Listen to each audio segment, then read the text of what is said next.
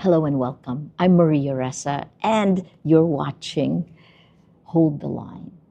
There's no one who exemplifies that better than a woman I've spoken with in different parts of the world who exemplifies courage. Oleksandra Matviichuk is in Manila for the very first time since the war began, since Russia invaded Ukraine, and she's with us here in Rappler. Oleksandra, welcome to Manila. I'm excited to be here. Oh my gosh, I wish it was a more exciting times. Why are you in Manila? I'm here to know more about the country and to establish this human connection which we are lacking. Because we are far from each other from geographic point of view, but we are very close. When we speak about values, we're all human. And I'm here also to bring the human dimension of this Russian war against Ukraine, because people from countries in different parts of the globe, they look to the situation just from geopolitical interest, geopolitical perspective, but there are human behind this perspective. So I want to bring human dimension. And this isn't the only place you're coming to, right? Are you coming to different parts of Southeast Asia? I'm trying to visit different parts of the globe, and this visit I will be in the Philippines, then in Taiwan, and then in Thailand. Taiwan will understand very clearly.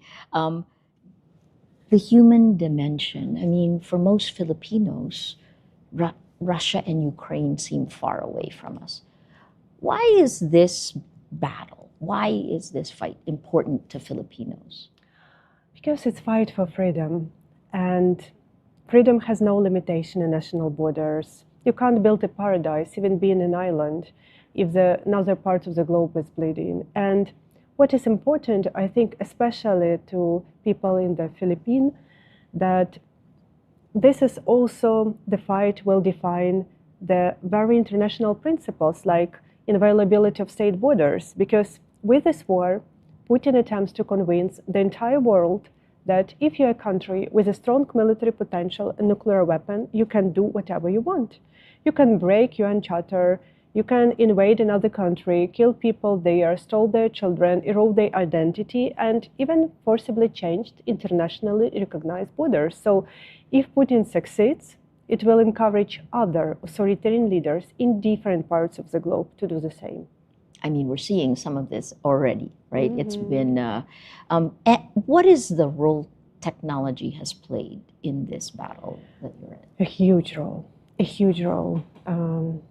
I know that people understand that the war is going on only when the bombs falling on their heads, but the war has also informational dimension where the battle is going for our hearts and minds. And this dimension has no limitation in national borders at all.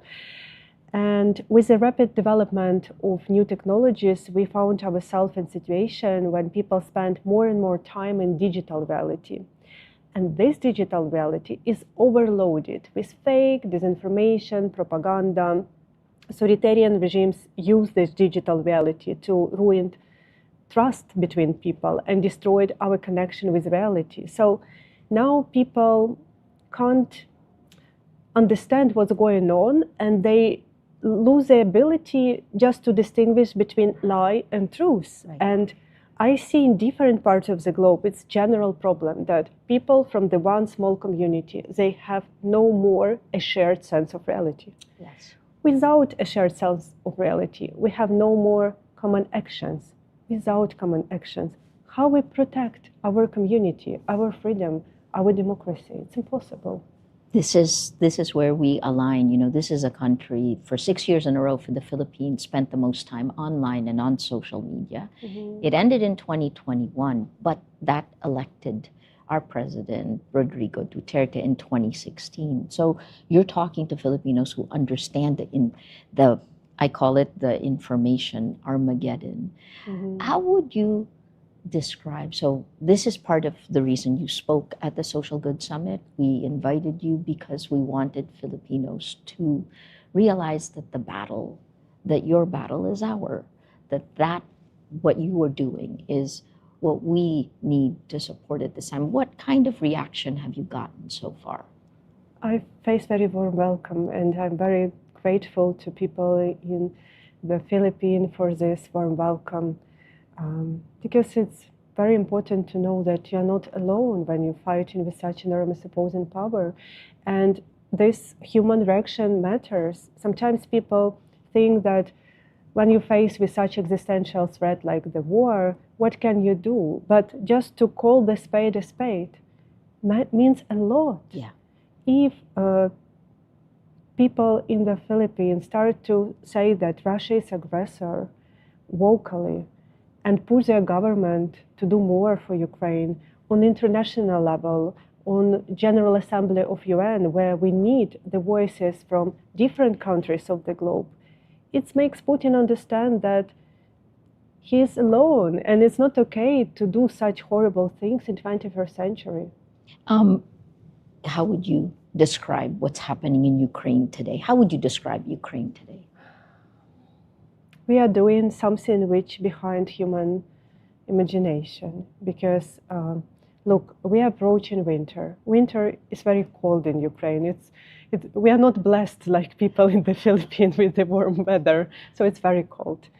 And Russia deliberately destroyed energy infrastructure in Ukraine. This means that millions of people will face this winter without heating, electricity, water, light, internet connection. So all basic human needs, because it's put your survival question, how you will warm the milk for your newborn baby. And now people start to think probably we have to leave the country. And we have 7.5 million of people who left the country already because of the large-scale war, and we will lose more. It's a tactics of depopulation of the country, because it's much easier to occupy territories without people. And that is why International Criminal Court opened the new case against Russia and called the sanctions the crimes against humanity. So we are here, and I personally don't know how we will overcome this winter. But what provides us hope, it's how people help each other. It's human solidarity. I remember the first winter when I faced first blackout, and my husband, he brought 2 bricks to the kitchen, and I looked to him and told, honey, what you are doing? And he told, we have a gas oven, so I will try to warm this brick, and look how long it can provide the warmth back. And I told to myself, oh my God, we are in the Middle Ages. We are returning to the Middle Ages. And then I opened a chat of our home, because I live in multi-block building, and I read multiple messages from neighbors. They wrote in this chat, we have gas oven. If you have electricity oven, our door are open. Please come. Please come and do whatever you need to do. And other people wrote that our work provides us a generator. So please come. You can charge your phone. You can charge like another stuff. Our doors are open for you. Another neighbors asked the elder couple who live in the upper floor, what do they need? Because it's very difficult for them to walk without lift, and they just provide us a list of products we will buy and will bring it to you. And this make me understand that we will overcome this winter with solidarity. Gosh, you know, there's too many things. You've said this that hope comes from the extraordinary efforts of ordinary people, but the state of the world. This seems like it's in a fundamental upside down world right now. With what you are going through in Ukraine, your battle that's there, what is at stake for the entire world? I don't know how historians in future will call this historical period, but we happen to live in a very turbulent time. The world order, which is based on UN Charter and international law, is collapsing before our eyes. And it's understandable, because even my smartphone has an expiration date. So this UN system, which was created in past century, has never been reformed. So now it's just stalling. It's reproducing ritualistic movements. And before it was visible for people in Syria, in Myanmar, in Sudan, in Nicaragua, in Venezuela, but now it become obvious for everyone that this system is collapsed, and such fires like wars will emerge more and more often in different parts of the globe because this international wiring is faulty and sparks are everywhere. So it's not our choice, but Russian war of aggression against Ukraine will define how the new world order will look like. Because if Putin will be rewarded for this aggression, it will ruin the whole system where the principle were respected, like principle of inviolability of state borders, respect to human rights and freedoms, non-use of force, and respect to the state sovereignty. And what role did the election of President Trump have in 2024? Oh, he told during this electoral process that he will finish this war in 24 hours. And it has already been the longest 24 hours in the human history, because Putin is openly laughing from all his attempts. Dictators understand only language of force and strength. And in order to stop this war, President Trump must demonstrate strength. The red carpet doesn't work.